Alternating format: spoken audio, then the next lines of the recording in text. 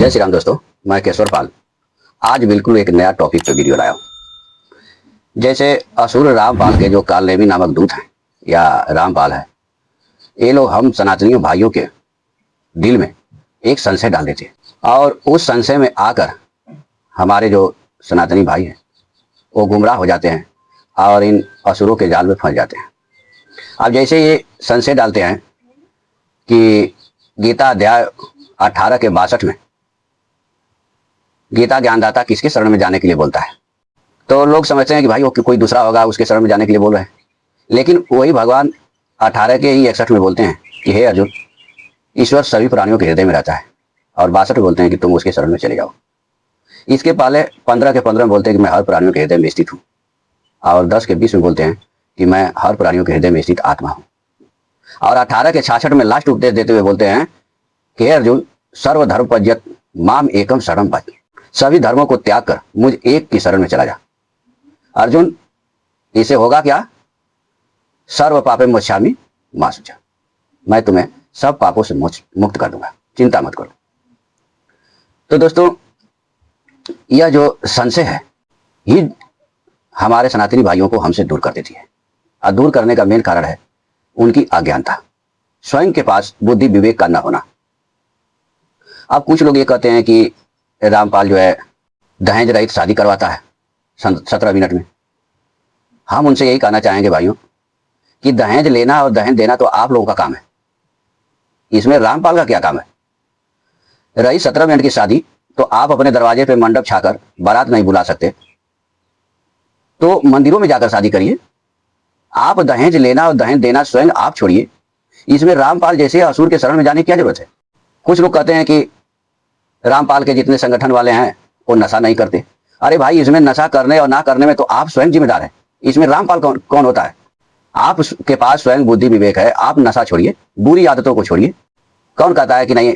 कोई ऐसा गुरु आप बताइए कि कोई ऐसा गुरु हो कि वो कहता हो कि नशा करो। कोई गुरु नशा नहीं करने कहता, आप नशा स्वयं करते हो, आप स्वयं छोड़ सकते हो, इसमें कोई रामपाल का अंतर मंत्र काम नहीं करता। दोस्तों, कुछ रामपाल के जो भगत होते हैं वो माइक मुंह क्या लगाते हैं। एक पूछता है कि बताइए, आप रामपाल जी से दीक्षा लिए तो आपको क्या फायदा हुआ? वो कहता है कि हमने दीक्षा लिया, मेरे अंदर सारी बुराइयां थी, हमने मंत्र जाप किया, सब ठीक हो गया,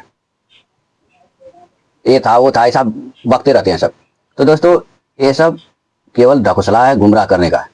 वो जैसे वह रामपाल के यहाँ गया और रामपाल ने उसको बताया कि नहीं, ये गलत चीज है, इसको नहीं करना चाहिए, और उसने अपने अंदर ठान लिया कि अब मैं आज से कोई गलत नहीं करूंगा, तो वो उसने धीरे धीरे छोड़ दिया।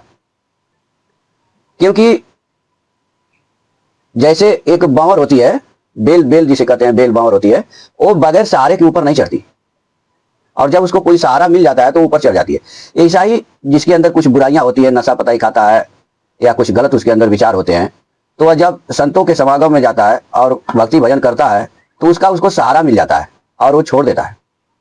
लेकिन वही जब किसी विवेक किसी के पास हो जाए तो ऐसे भी छोड़ सकता है। इसमें ये नहीं कि अगर रामपाल के पास नहीं जाओगे तो नहीं छोड़ोगे बुराई, नहीं, आप बस अपने मन में दृढ़ प्रतिज्ञा कर लोगे, जिस दिन उसी दिन छोड़ दोगे। आज जब तक आपके अंदर प्रतिज्ञा नहीं होगा, आत्मविश्वास नहीं जागृत होगा, आप कभी नहीं छोड़ सकते।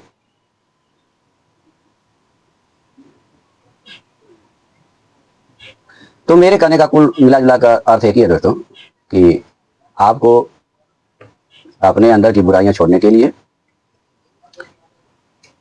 किसी असुर रामपाल के पास जाने की जरूरत नहीं है, स्वयं आत्मविश्वास जगाने की जरूरत है। ठीक है? कबीरदास जी कहते हैं कि मंत्र तंत्र सब झूठ है, इनमें न भर में कोई, सार सबद जाने बिना कागा हंस न होए। तो ये मंत्र वंत्र सब झूठा है। रामपाल के चेले कहते रहते हैं कि मंत्र देते हमारे गुरु जी, उनसे सारी बुराइयां छूट जाती है। यह बिल्कुल झूठा है। जब आपके पास बुद्धि विवेक जागृत हो जाएगा और आप समझ जाएंगे कि नहीं, बुराई क्या चीज है और अच्छाई क्या चीज है, हमारे कर्तव्य क्या है, हमें बुरा करना चाहिए या अच्छा करना चाहिए, तो आप स्वयं छोड़ देंगे। जब तक आपके अंदर बुद्धि विवेक नहीं है, आप बुराई और अच्छाई को नहीं जान सकते, तब तक किसी अंतर मंत्र से कुछ भी कर ले आप नहीं छोड़ सकते। तो दोस्तों, हमारे कहने का अर्थ है कि आप स्वयं ही सब कुछ है। आप स्वयं चाहें तो अपने को सुधार सकते हैं, इसमें किसी रामपाल वामपाल की जरूरत नहीं है। दोस्तों, भगवान श्री कृष्ण ने गीता अध्याय 6 श्लोक संख्या 5 में कहते हैं कि अपने द्वारा अपना उद्धार करे, अपना पतन न करे, क्योंकि आप ही अपना मित्र है और आप ही अपना शत्रु है। तो ये दहेज रहित विवाह करना, नशा करना या नशा छोड़ना, दहेज रहित विवाह छोड़ना, जो भी आपकी बुराई आपको समझ में आती है दोस्तों, आपको स्वयं छोड़ देना चाहिए। इसमें किसी रामपाल या ओमपाल की जरूरत नहीं है। स्वयं आप ही अपना उद्धार कर सकते हैं और आप ही अपना पतन कर सकते हैं। भगवान ने ऐसा गीता में आदेश दिया। भगवान ने गीता में भी कहा दोस्तों, भगवान ने गीता अध्याय 5 श्लोक 12 में मुक्ति के लिए भी बताया।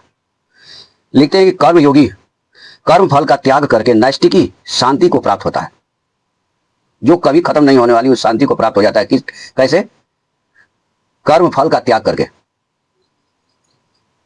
जैसे दोस्तों, आप कोई भी यदि कार्य कर रहे हो, पूजा पाठ जप यज्ञ हवन जो भी कर रहे हो, यदि आप उसकी फल की कामना करोगे तो उस फल के द्वारा जो लोक मिलेगा आपको, स्वर्ग लोक, ब्रह्म लोक या जो भी लोक मिले, उस लोक में आपको जाना पड़ेगा और उस लोक को भोग करके फिर आपको वापस आना पड़ेगा इस धरती पर।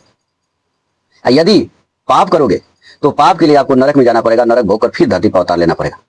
यही चीज भगवान यहां समझा रहे हैं कि आप जो भी कर्म करते हैं उसकी फल की इच्छा न करें, कर्म के फल का त्याग कर दें, जिससे आपको स्वर्ग में जाना न पड़े। जब कहीं जाना नहीं पड़ेगा तो फिर आना कैसे रहेगा? क्योंकि जाना है तो आना है, जब जाना ही नहीं है तो फिर आओगे कैसे? और बंधन वाले के लिए बता रहे हैं तो मुक्ति वाले के लिए बता दिए कि कर्म फल का त्याग करो, मुक्त हो जाओ।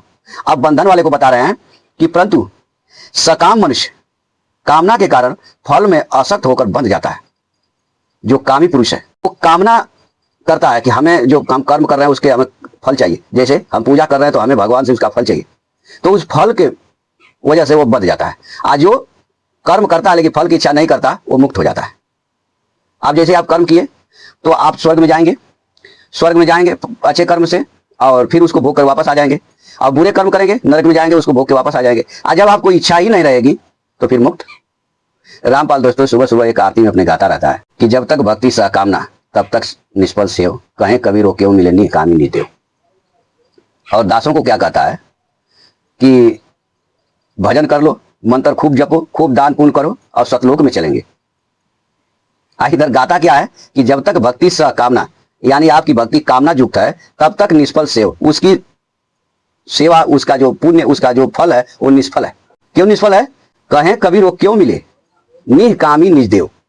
जो निज है, जो परमात्मा है, वो निष्काम है, उसकी कोई कामना नहीं है, वो आपको क्यों मिलेगा? और सत्य भी है दोस्तों, क्योंकि भगवान ने तो किसी के आकर कहा नहीं कि भाई हमारी पूजा करो। उनकी कोई कामना नहीं है, आप पूजा करोगे तो भी, नहीं पूजा करोगे तो भी। आप पूजा करोगे, जैसा कर्म करोगे वैसा फल पाओगे, क्योंकि कर्म रूपी संसार बना दिए हैं। तो यहाँ कबीरदास जी भी यही कह रहे हैं कि आपको कामना रहित होना चाहिए।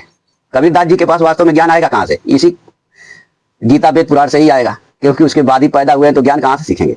तो वो भी इसी चीज को कर रहे हैं कि कामना करने वाला व्यक्ति फंस जाएगा और निष्काम व्यक्ति जो है मुक्त हो जाएगा।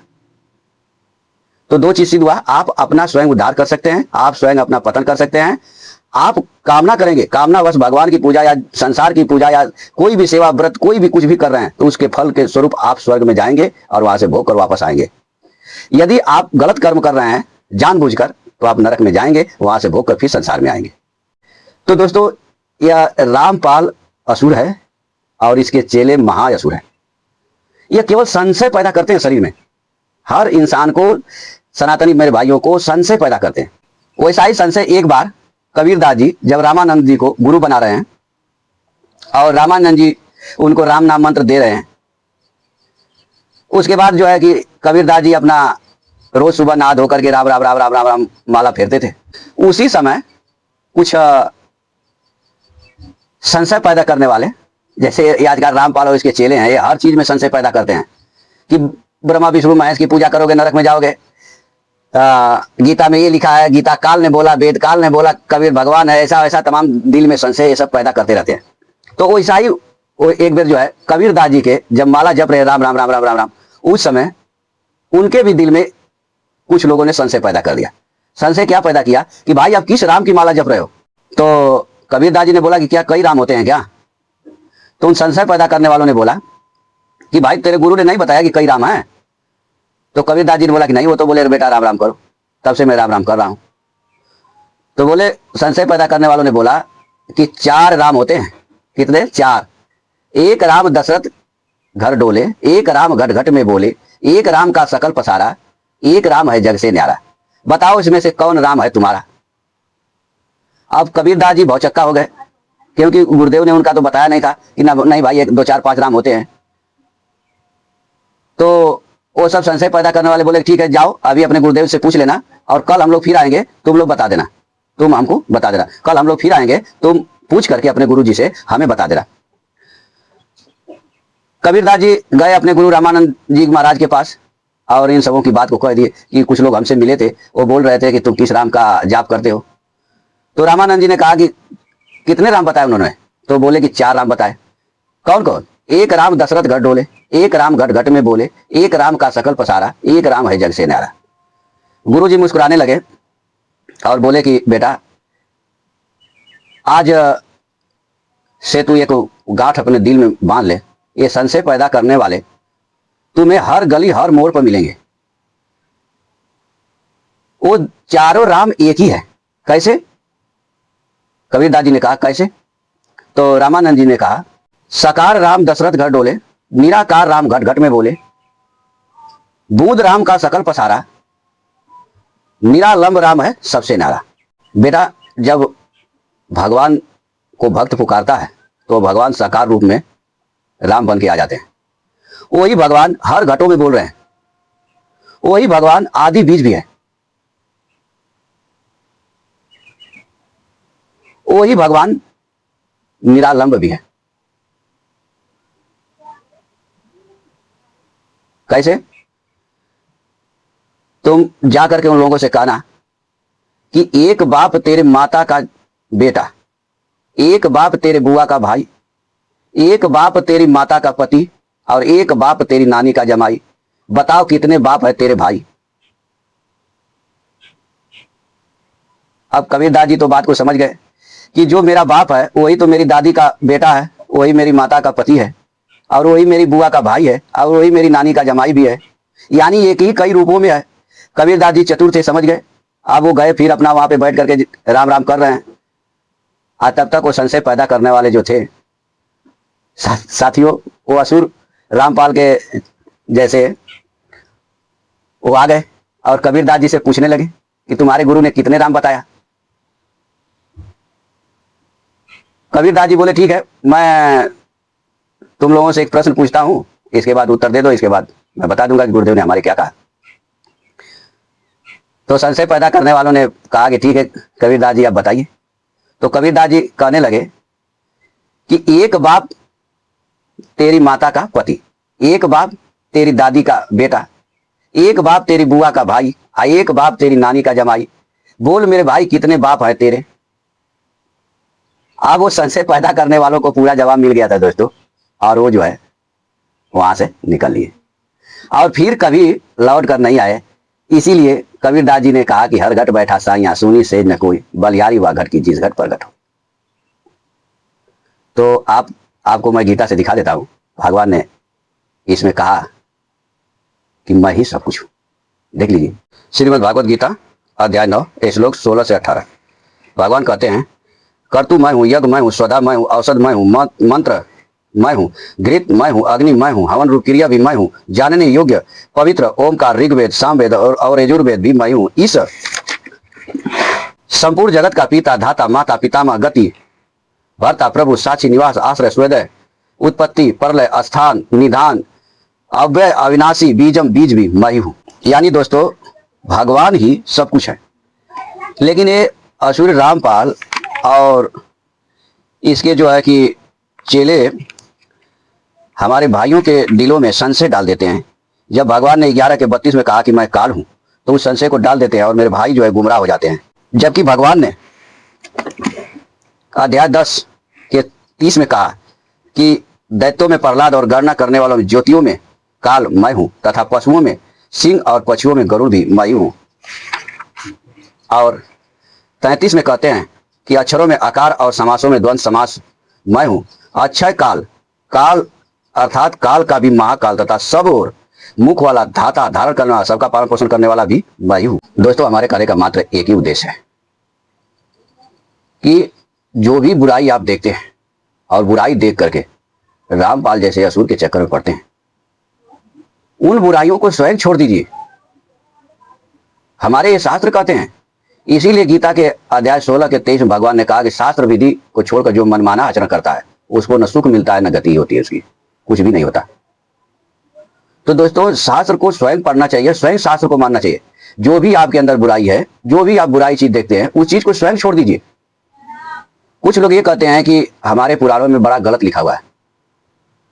दोस्तों, मैं कहना यह चाहूंगा कि यदि आपको जो पसंद नहीं हो और आपको दिया जाए तो क्या आप उसको लेना चाहेंगे? नहीं। तो हमारे ऋषि महर्षि गलत कैसे चीज लिख सकते हैं? जो आपको हमारे पुराणों में गलत दिखाई देता है वो हमारे ऋषि महर्षियों को कैसे पसंद आ सकता था?